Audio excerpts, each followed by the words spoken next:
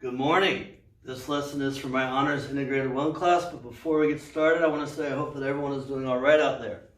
This is for lesson 14.4, I believe. I don't know, but I'll title it correctly in the title of the lesson. And I am deviating a little bit from the book so that you won't find this lesson in 14.4. That's the title. That is, in fact, the title of the lesson. So please make sure you're taking good notes on this lesson. We have 3 goals today. Our first goal is to create an exponent rule that will allow us to understand what 0 and negative exponents do. Our second goal is to formalize our equations for geometric patterns. And our third goal is to solve exponential equations. So let's just go ahead and jump into our first goal here. And let me find a marker that's good. And our first goal is asking us to simplify the following by expansion. I have 4 to the 5th power, which means I'm multiplying 4 by itself 5 times, and I have 4 to the 2nd power, which means I'm multiplying 4 by itself 2 times. Let me just review something with you really quick. I think we all can agree that a number over itself cancels out and is equal to 1. All right? So again, my numerator has an exponent of 5. My denominator has an exponent of 2. I'm going to expand that out, and I'm going to see what result I get. And hopefully that helps us figure out a rule for exponents that we're going to need to understand what 0 and negative exponents do. All right. Here we go.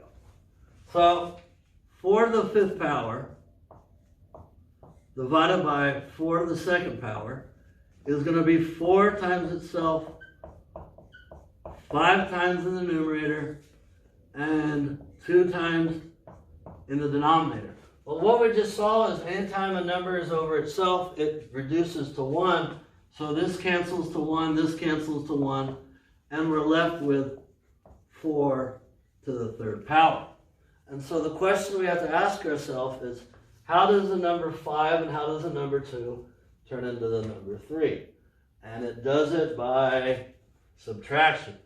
So we could have done this problem by expansion, but by using what we got for a result, we can then assume that 4 to the 5th power divided by 4 to the 2nd power would in fact become 4 to the 5th power minus 2, which is 4 to the 3rd power, which we got by expanding and canceling. So the rule that we're going to create that allows us to understand what 0 and negative exponents do is, if I have a fraction where my base numbers excuse me, are the same, then I just subtract the exponents. Okay, so this is our rule. Okay, so this is our first exponent rule.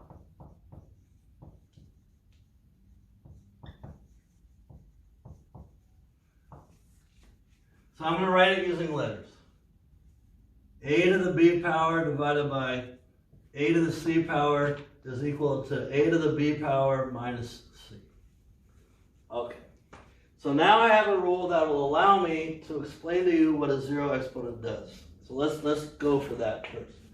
Let's look at the following problem. What if I gave you 2 to the 3rd power divided by 2 to the 3rd power? All right, and this problem is about, again, the 0 exponent.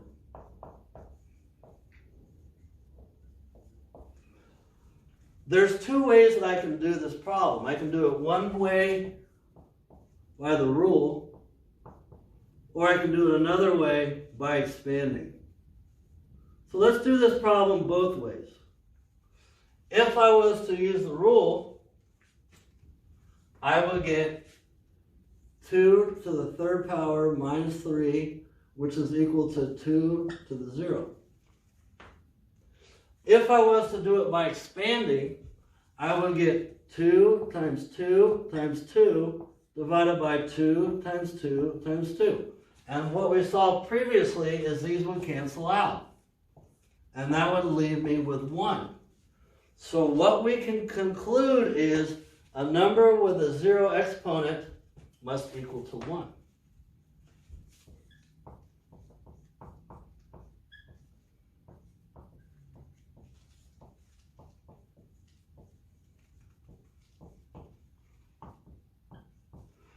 with the exception of 0.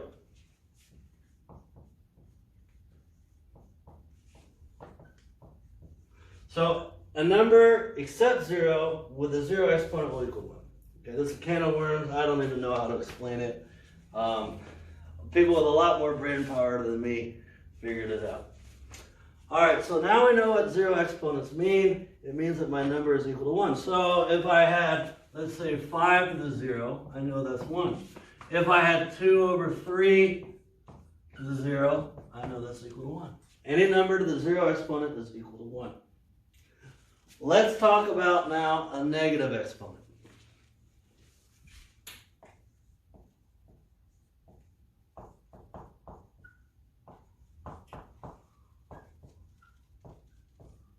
Let me make sure that I'm still on the camera screen. Oh. There, now I'm on the camera screen. Okay, negative exponent.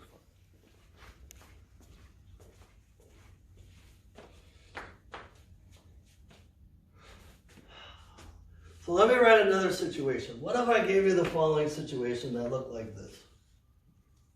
2 to the 3 divided by 2 to the 5. And again, I can do this problem in 2 ways. I can do it by doing the rule, or I can do it by expanding. So if I use the rule, I get 2 to the 3 power minus 5, which is, if I have 3 and I owe you 5, it's to the negative 2, so 2 to the negative 2, right? If I do expansion, I get 2 times 2 times 2 divided by 2 times 2 times 2 times 2 times 2. I'm putting it over there so I have space. These guys cancel out and become the number 1, and I'm left with 1 divided by 2 to the 2nd power. And so hopefully you guys realize here that if I have a negative exponent, which is in the numerator, it becomes positive when I put it in the denominator. So negative exponents flip numbers.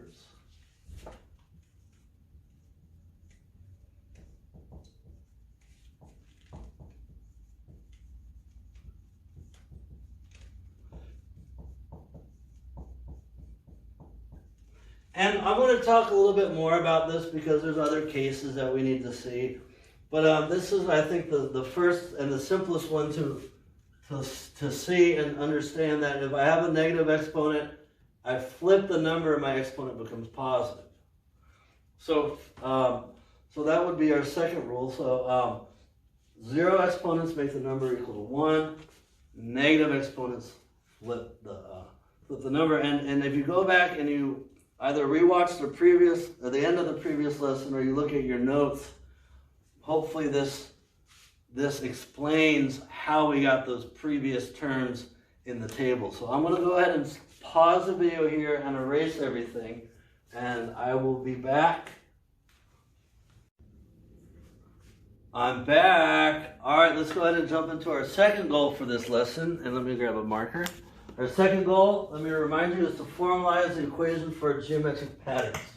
So we're going to write an equation for this table, and we're going to relate the numbers that we have in the equation to the table, and then we'll be able to formalize an equation to write formalize a formula to write an equation for a table. Okay, I gotta learn how to speak. All right, so let's see here. Let's see if this is first a geometric pattern, meaning that these are being multiplied by the same number over and over again. So we take the next term and divide it by the previous, 3 over 12. That reduces to 1/4. All right. So the next line, we take the next and we divide it by the previous. So we have 3 over 4 divided by 3, but we can call that 3 over 1. We flip it and bring it up and go 1 over 3. The 3's cancel, and I'm left with 1 over 4. And we take the next and we divide it by the previous. And we have 3 over 16 divided by 3 over 4. We bring this denominator up by flipping it. The 3's cancel, the 4 reduces the 16 to 4, and again I'm left with 1/4. So I do have a common ratio. I can write the equation. And so let's rewrite the table with repeated multiplication with the exponents, and then we'll extend that to write the equation, and then we'll compare the equation to the table and create our formula. I said that one much better. Alrighty.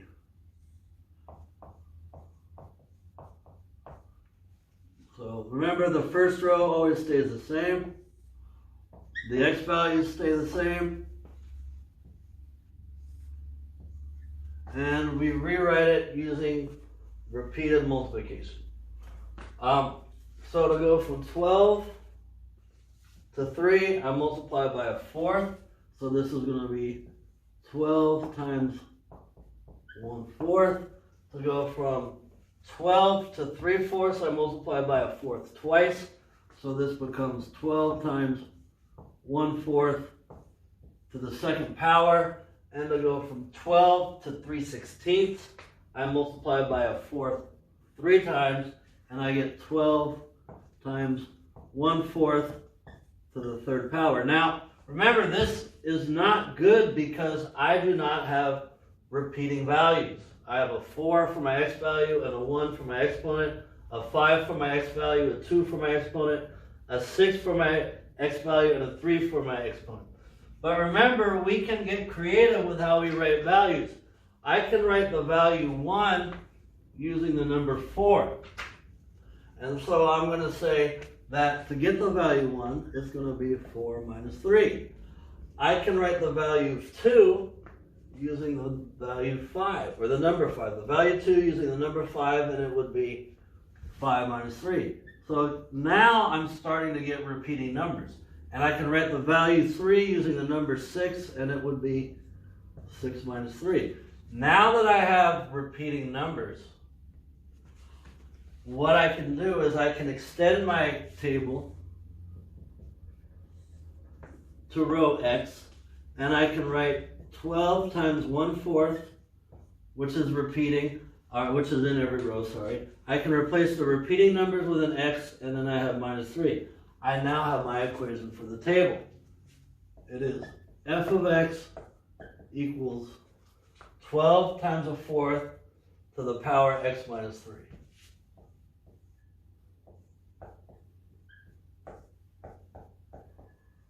And so remember, the goal of this lesson is to write a formula for our table, right? So let's see where these numbers come from in the table. 12 is my first y value.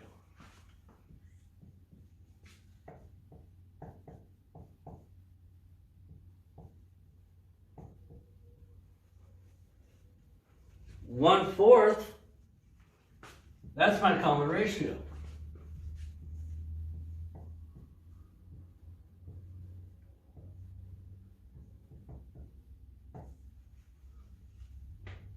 It's always going to be x.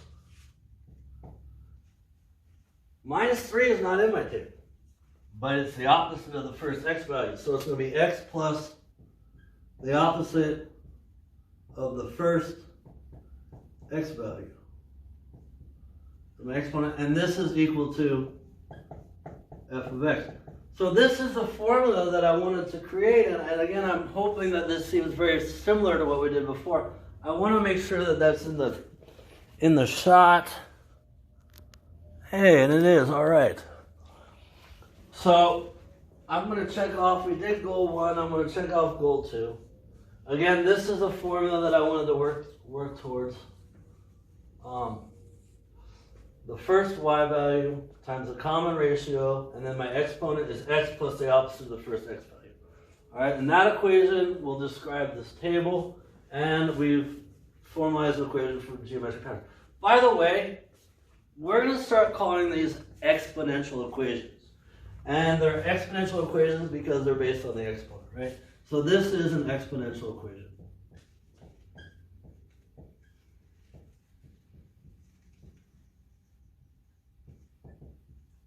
That's supposed to be an E.